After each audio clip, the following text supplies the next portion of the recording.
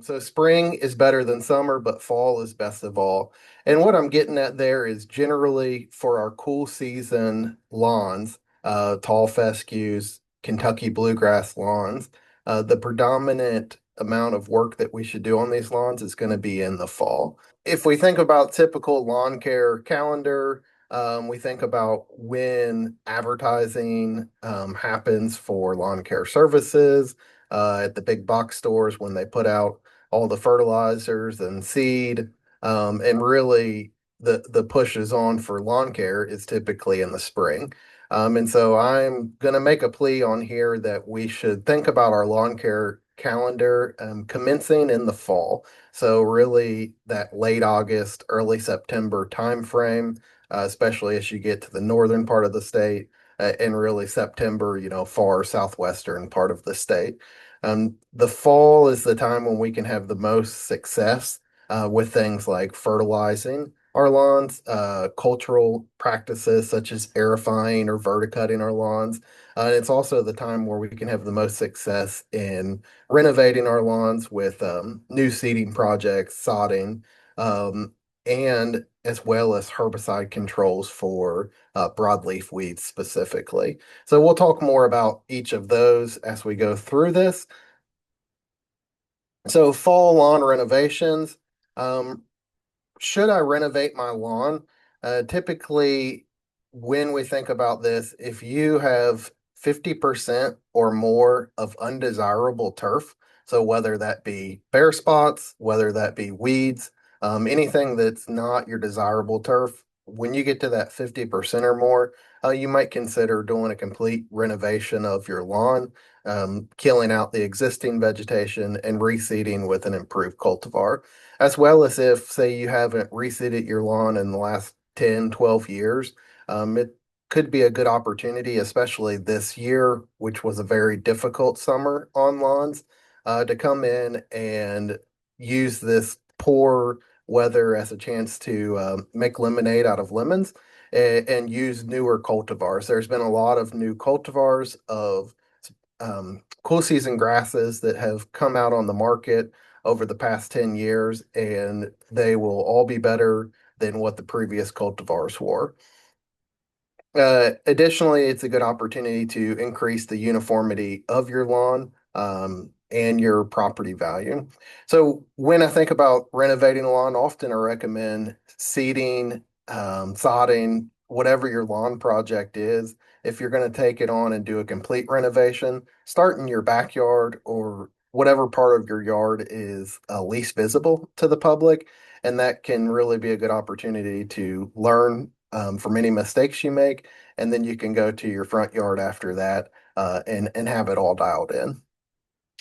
So these pictures, I went out yesterday on campus here and took some pictures, which are common across the state of Kentucky right now with lawns. And in this instance here, the only green grass really was a little bit of crabgrass, but even the crabgrass was struggling through this drought period and some Bermuda grass. And so this lawn here, just looking at two different directions, was almost entirely crabgrass. And so it would be a really good candidate for improved, more drought tolerant turf type tall fescues, for instance. So if your lawns look like this, it may be a time to consider renovating them this fall. So if you decide you want to renovate your lawn, um, when should you do it? And I'm going to recommend the fall always. The old adage is the best time to seed is September and next September. We can expand that, go a little bit earlier, go a little bit later in the state of Kentucky, and still have successful seedings in the fall. But the main difference I want you all to be aware of is that a fall seeding is going to succeed much more easily than a spring seeding would. And that's for several reasons. In the fall, the soil temperatures are still warm, so you're going to get that quick germination of the seed. And the days are getting shorter and the temperatures are getting cooler as we progress through the season. So that brand new seedling that's very sensitive to stresses of the environment is going to have an opportunity to go through two cool periods before it has to deal with the heat stress of a Kentucky summer. So versus if you planted that grass in the spring, you have that one cool rainy period in the spring, but then it has to face the heat stress of the summer, increased disease stress of the summers with the humidity, versus the fall planting, which is going to have this cool fall period and a cool spring period, allowing it to mature, grow deeper roots, and be able to handle the stress of the summer better than a spring planting would. You're also going to reduce your weed pressure by planting in the fall. After our warm season, annual weeds experience a frost, they're going to stop growing. So, say around mid-October, you're going to really not have the issue of those weeds out competing the desired grasses. Whereas in the spring, those weeds are just germinating, and each day they're getting stronger and stronger. So it's a really an uphill battle that against those weeds in the spring and summer. So here's a picture I took at the end of July. This is a new sidewalk that was put in. They regraded this, and this is here in Lexington, and they had to seed it because it was just dirt at that time. Early in the spring and in April and May, the seed looked really, really good. And then by the end of July, you can see that it's almost completely decimated, and largely due to the heat and disease pressure, because this with the rainfall we had this year, it had received significant amounts of water. But this is just to show an example that it is very difficult to have successful spring seedings.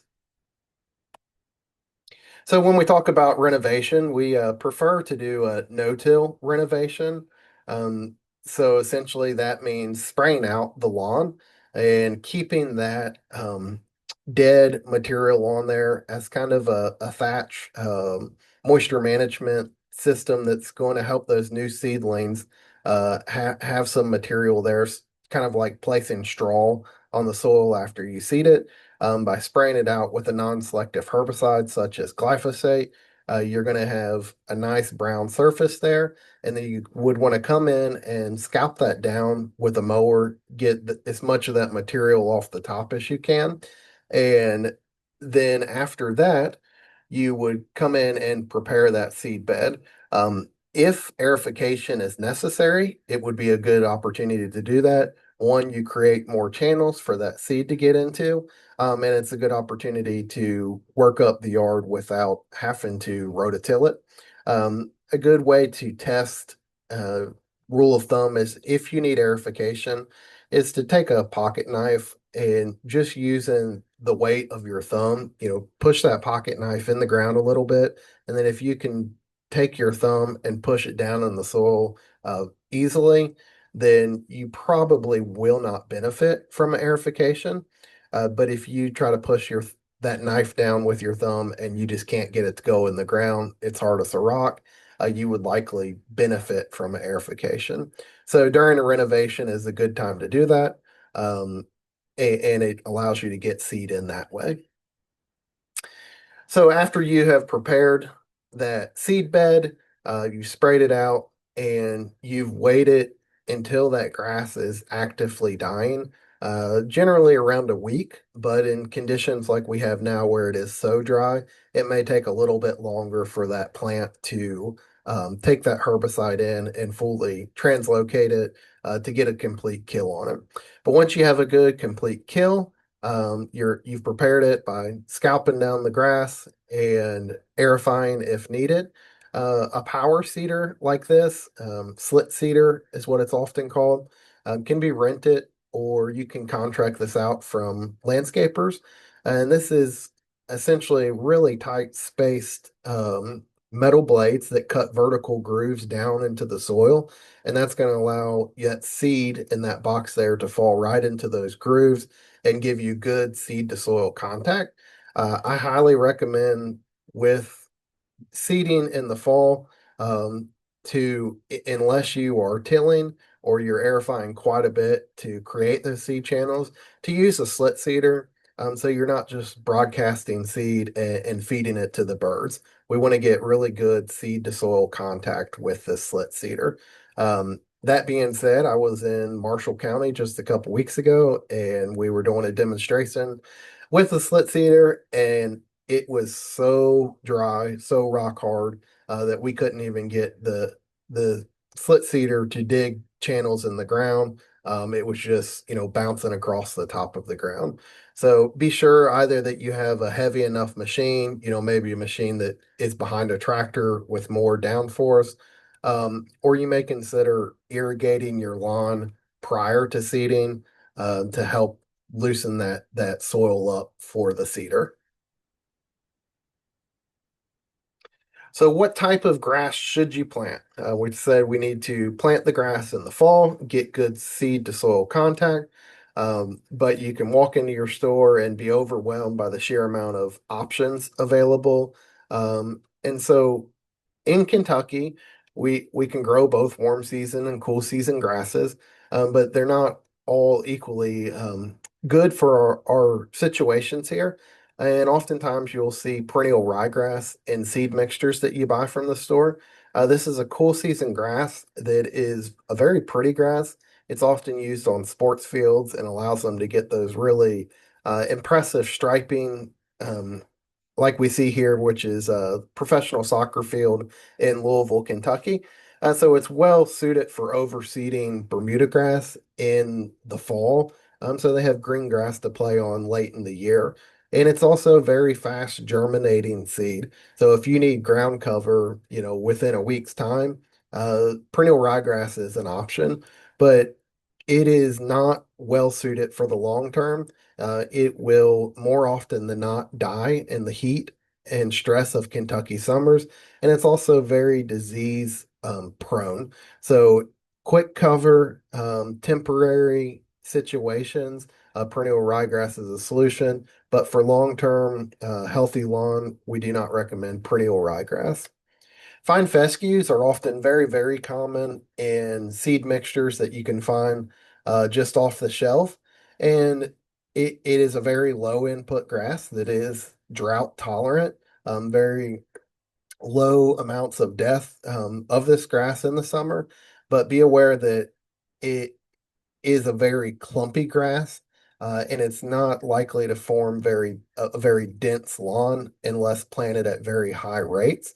And the heat of Kentucky is often just too stressful for this grass, so it will in the summer months look brown, and it's just going to be bumpy when you mow across it, and not an ideal dense lawn.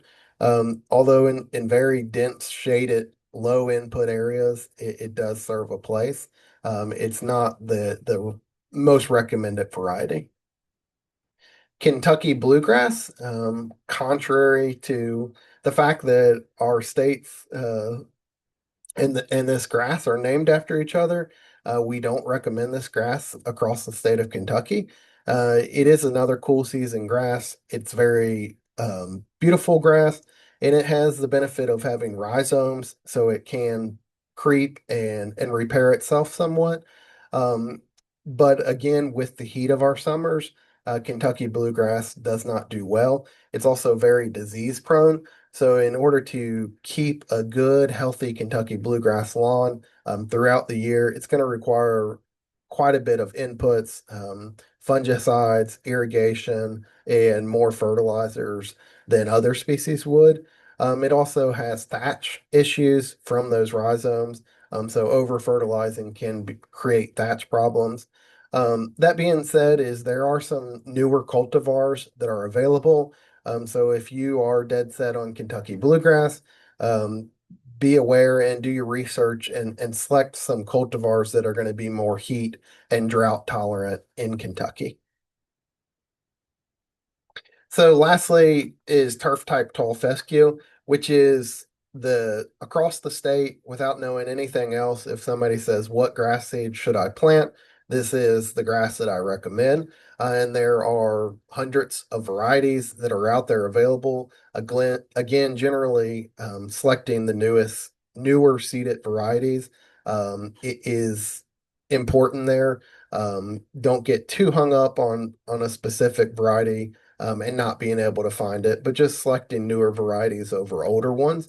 And do not use Kentucky 31 tall fescue. So Kentucky 31 tall fescue is a much thicker bladed than the turf types, and it's actually not as drought tolerant as many of the newer turf types. Benefits of this is that it is um, much more drought tolerant than Kentucky bluegrass is. It will hold up in the heat of our summers, better than Kentucky bluegrass, although it will lose color when we haven't had rain for a long time.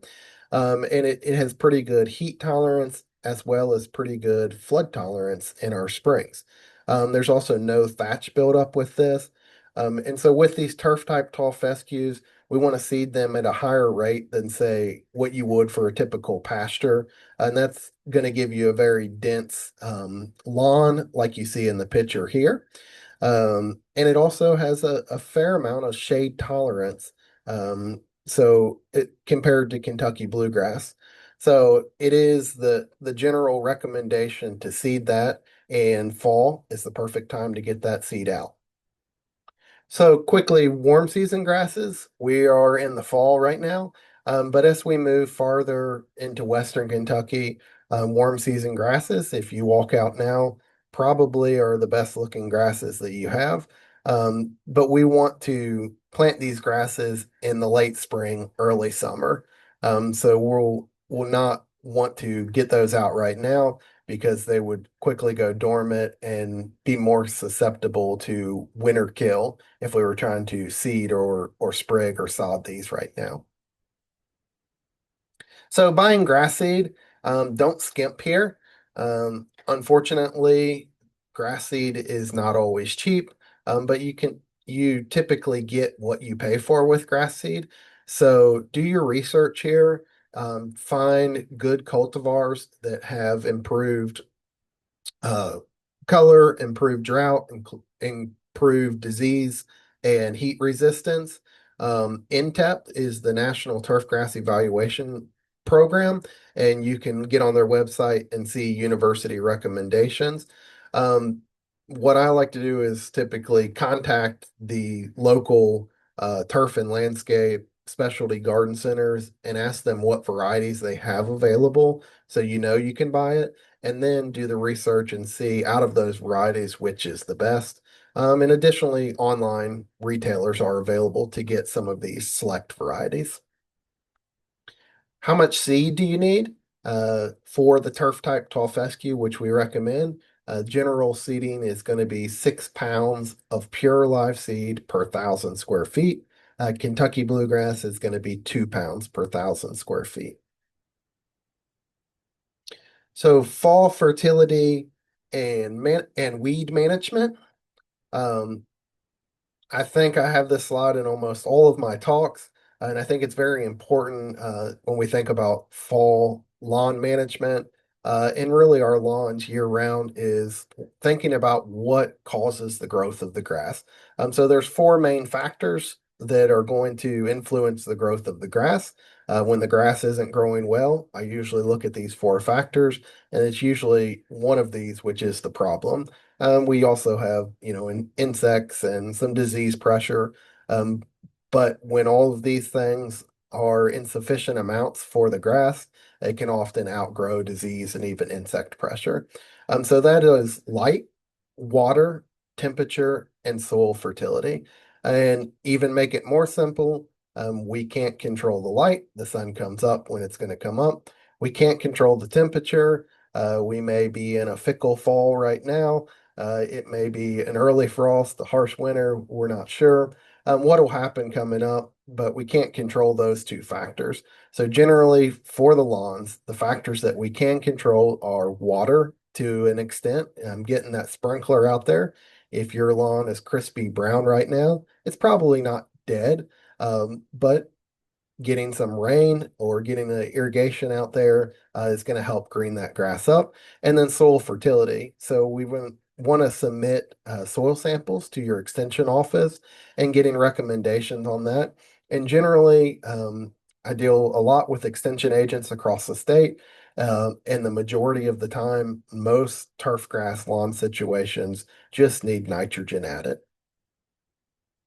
So, quick tip on um, when you're submitting soil samples this fall, which is an excellent time to do it, say maybe once every 3 years would be a fair amount, is to sample at a consistent depth.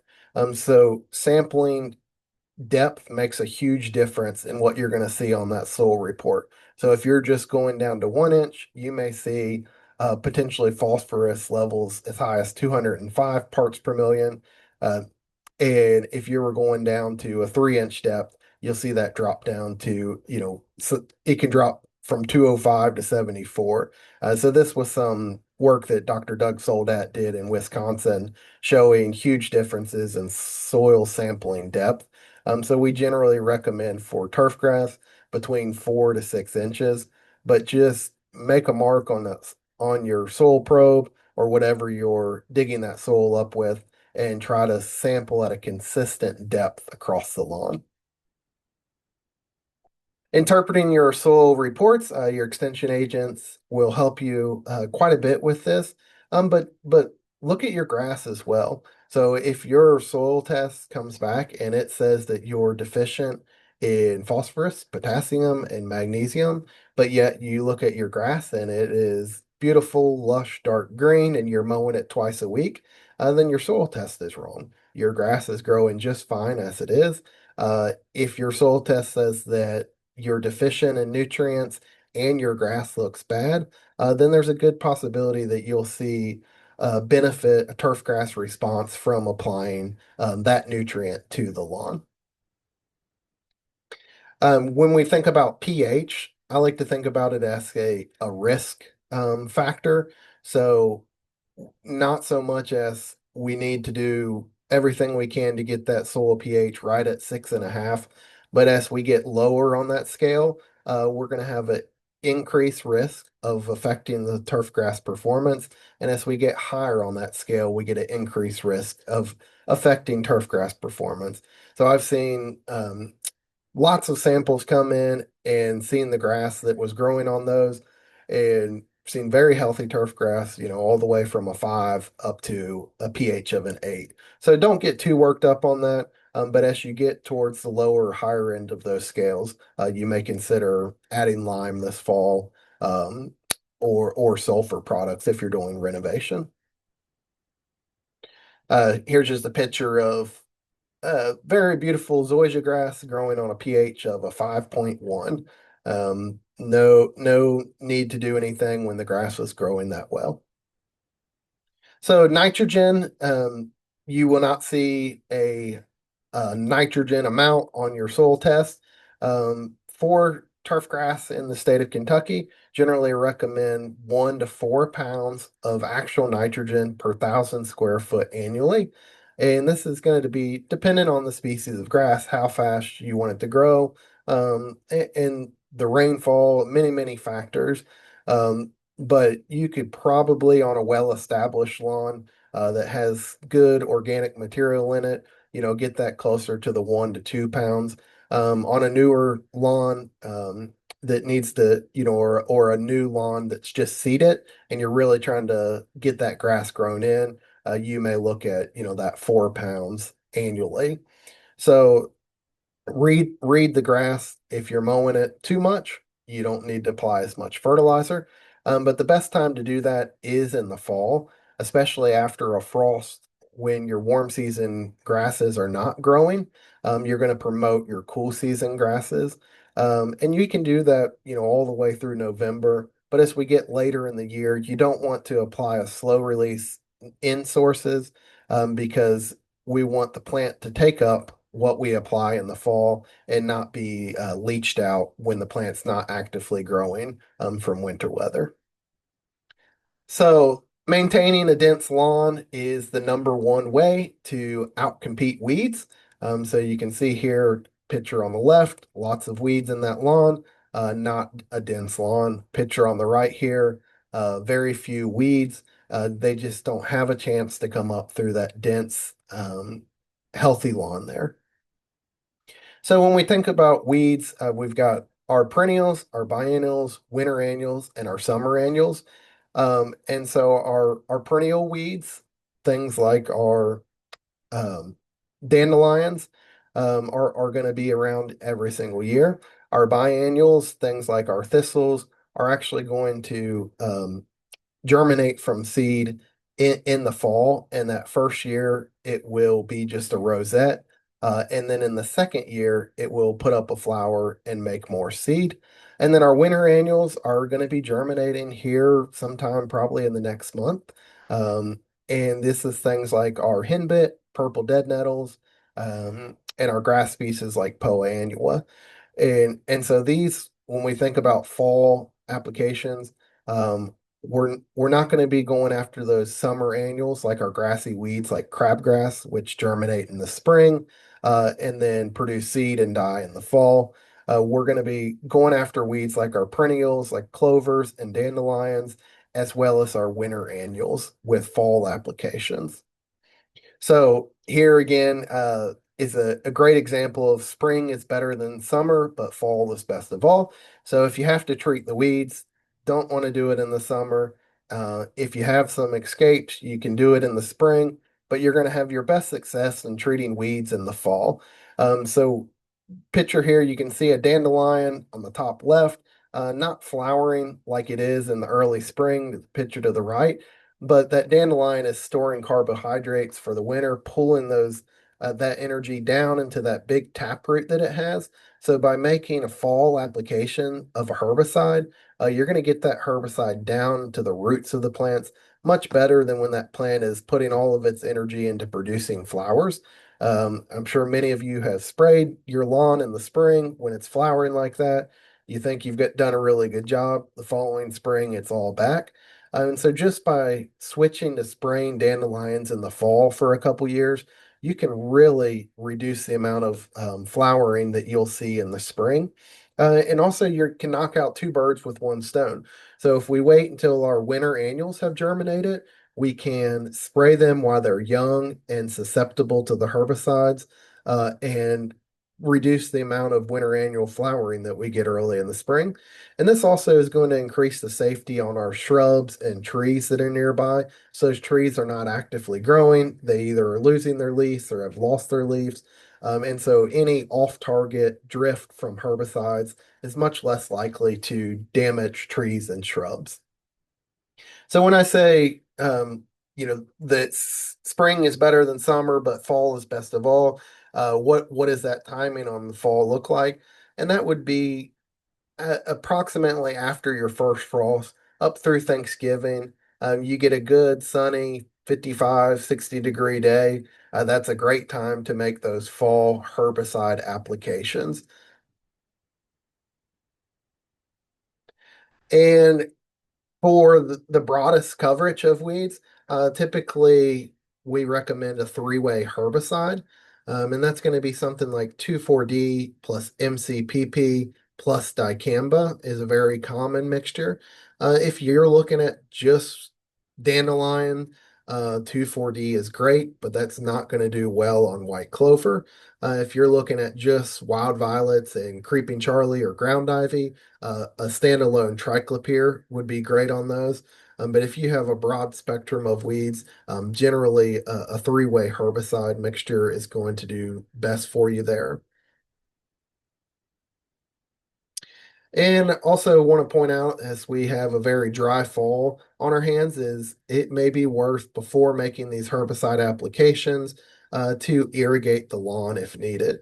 You can see here in a picture that the goosegrass in this case on the left was in a soil that had less than 12% volumetric water content, and the same herbicide was applied on both of these, but the plant on the left is still green and growing. The plant on the right had above 12% water content, and you can see all the leaves curling and dying up from that herbicide application there.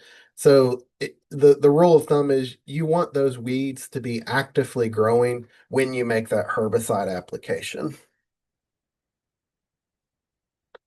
So that is rapid fire, really quick, looking at what we should do in the spring, in the fall. to our lawns. So quickly, what should we do in the spring and summer? Just because we have done everything in the fall, we've set ourselves up for success. This coming spring and summer, there are still a few things that you should keep on your to-do list for your lawn care, and that would be putting down pre-emergent herbicides for our warm season grassy weeds like crabgrass and goosegrass. Those are going to be more economically and better controlled with a pre-emergent rather than post-emergent herbicide.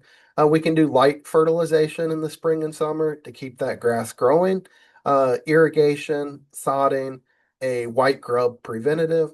And if we are looking at planting warm season Bermuda grass or zoysia grass, this is the time of year that we would do that.